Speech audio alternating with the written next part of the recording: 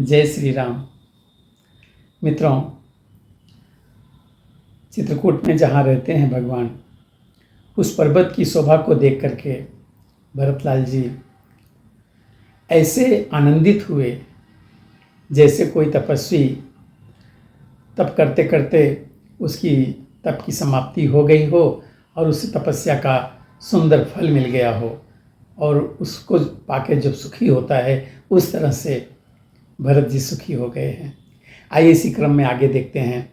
तब के वट ऊंचे चढ़ी धाई, कहे वो भरत सन भुजा उठाई।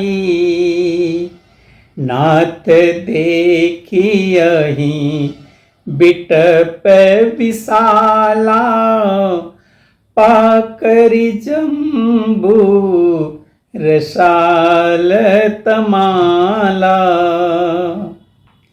तब केवट गो दौड़कर ऊंचे पर्वत पर चढ़ गया और भुजा उठाकर भरत जी से कहने लगा, हे नाथ, ये जो जांपाकर, जामुन, आम और तमाल के वृक्ष दिखाई देते हैं, जिन तरुवरन मध्य बटु सोहा, मंजू विशाल देखी मनु मोहा। नील सघन पल्लव फल लाला, अविरल छाह सुखद सब काला। जिन श्रेष्ठ वृक्षों में यह सुंदर विशाल बड़ का वृक्ष शोभित है, जिसको देखकर मन मोहित हो जाता है, उसके पत्ते नीले और सघन हैं और उनमें लाल फल लगे हैं। उनकी घनी छाया सब ऋतुओं में सुख देने वाली है। मानहु तिमिर अरुण मय राशि, बिरची विधि सकेली सुषमासी। ये तरु सहित समीप गोसाई, रघुवर परन कुटी जह छाई। मानो ब्रह्मा जी ने परम शोभा को एकत्र करके अंधकार और लालिमामयी राशि सी रच दी है। हे गोसाई, ये वृक्ष नदी के समीप है और जहाँ श्री रामचंद्र जी की पर्णकुटी छाई हुई है।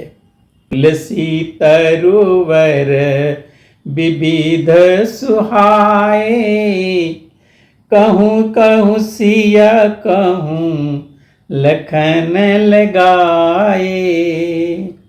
वट छाया वेदिका बनाई, सियन जो पानी सरोज सुहाई।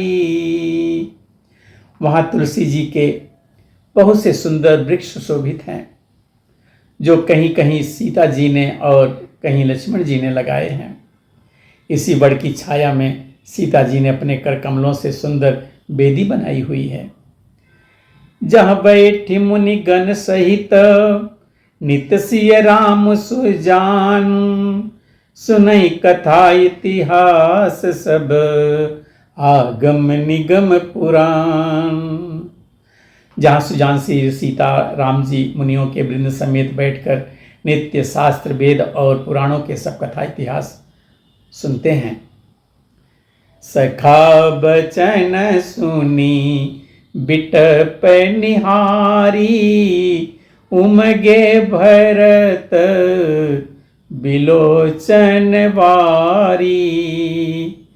करत प्रणाम चले दो भाई, कहत प्रीति सा हृदय सकुचाई। सखा के वचन सुनकर और वृक्षों को देखकर भरत जी के नेत्रों में जल उमड़ आया। दोनों भाई प्रणाम करते हुए चले। उनके प्रेम का वर्णन करने में सरस्वती जी भी सकुचाती हैं। हर सहिनी रखी राम पद अंका, मानहु पारसु पायहु रंका। रज सिर धरिय नयन नैनावही, रघुबर मिलन सरिस सुख पावही। श्री रामचंद्र जी के चरण चिन्ह देखकर दोनों भाई ऐसे हर्षित होते हैं मानो दरिद्र पारसमणि पा गया हो। वहां की रज को मस्तक पर धरकर हृदय में और नेत्रों में लगाते हैं और श्री रघुनाथ जी के मिलने के समान सुख पाते हैं। देखि भरत गति अकथयतीवा, प्रेम मगन मृग खग जड़ सीवा। प्रेम मगन मृग खग जड़ जीवा, सखई स्नेह विवश मग भूला। कहि सुपंथ सुर बरस ही फूला। भरत जी की अत्यंत अनिवर्चनीय दशा देखकर वन के पशु पक्षी और जड़ वृक्ष आदि जीव प्रेम में मग्न हो गए। प्रेम के विशेष बस होने से सखा निषाद राज को भी रास्ता भूल गया। सब देवता सुंदर रास्ता बतलाकर फूल बरसाने लगे। निरखी सिद्धि साधक अनुरागे, सहज स्नेहु सराहन लागे। होतन भूतल भावु भरत को, अचर सचर चर अचर करत को। भरत के प्रेम की इस स्थिति को देखकर सिद्ध और साधक लोग भी अनुराग से भर गए और उनके स्वाभाविक प्रेम की प्रशंसा करने लगे कि यदि इस पृथ्वी पर भरत का जन्म अथवा प्रेम ना होता तो जड़ को चेतन और चेतन को जड़ कौन कहता। पेमयमीय अमंदरु बिरहु, भरत पयो दिगंभीर।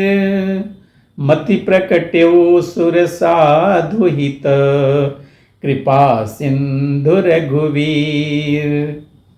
प्रेम अमृत है, विरह मंदराचल पर्वत है, भरत जी गहरे समुद्र हैं। कृपा के समुद्र भी रामचंद्र जी ने देवता और साधुओं के हित के लिए स्वयं इस भरत रूपी गहरे समुद्र को अपने विरह रूपी मंदराचल से मथ कर यह प्रेम रूपी अमृत प्रकट किया है। सखा समेत मनोहर जोटा, लखे उन लखन सगन बनवोटा। भरत दीख प्रभु आश्रम पावन, सकल सुमंगल सदन सुहावन। सखा निषाद राज सहित इस मनोहर जोड़ी को सघन वन की आड़ के कारण लक्ष्मण जी नहीं देख पाए।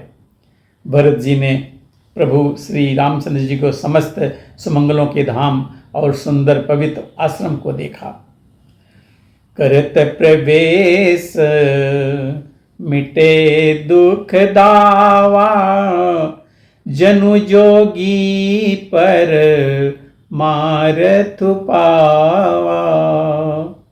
देखे भरत लखन प्रभु आगे, पूछे बचन कहत अनुरागे।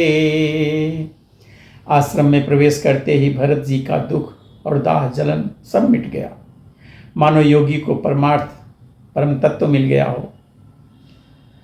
भरत जी ने देखा कि लक्ष्मण जी प्रभु के आगे खड़े हैं और पूछे हुए वचन प्रेम पूर्वक कह रहे हैं, पूछी हुई बात का प्रेम पूर्वक उत्तर दे रहे हैं। शीस जटा कटी मुनि पट बांधे, तून कसे कर सरुधनु कांधे।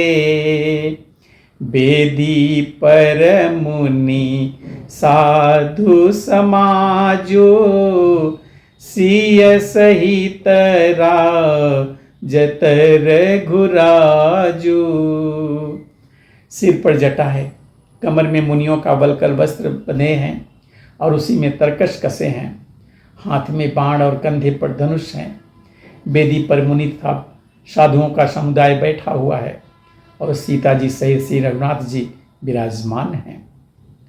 बलकल वसन जटिल तनु श्यामा, जनु मुनि वेश किन्ह रहती कामा। कर कमल निधनु साय कुफेरत, जिय की जरनी हरत हंसी हेरत। श्री राम जी के वलकल वस्त्र हैं, जटा धारण किए हैं, श्याम शरीर है। सीताराम जी ऐसे लगते हैं मानो रति और कामदेव ने मुनि का वेश धारण किया हो। श्री राम जी अपने कर कमलों से धनुष बाण फेर रहे हैं और हंसकर देखते ही जी की जलन हर लेते हैं, अर्थात जिसकी ओर एक बार भी हंसकर देख लेते हैं उसी को परम आनंद और शांति मिल जाती है। लसत मंजु मुनि मंडली, मध्यसीय रघुचंदो। ज्ञान सभा जनु तनु धरे, भगति सच्चिदानंदो। सुंदर मुनि मंडली के बीच में सीता जी और रघुचंद्र श्री रामचंद्र जी ऐसे सुशोभित होते हैं मानो ज्ञान की सभा में साक्षात भक्ति और सच्चिदानंद शरीर धारण करके विराजमान हैं। मित्रों, अब आगे की कथा हम अगले वीडियो में देखेंगे। तब तक के लिए जय श्री राम।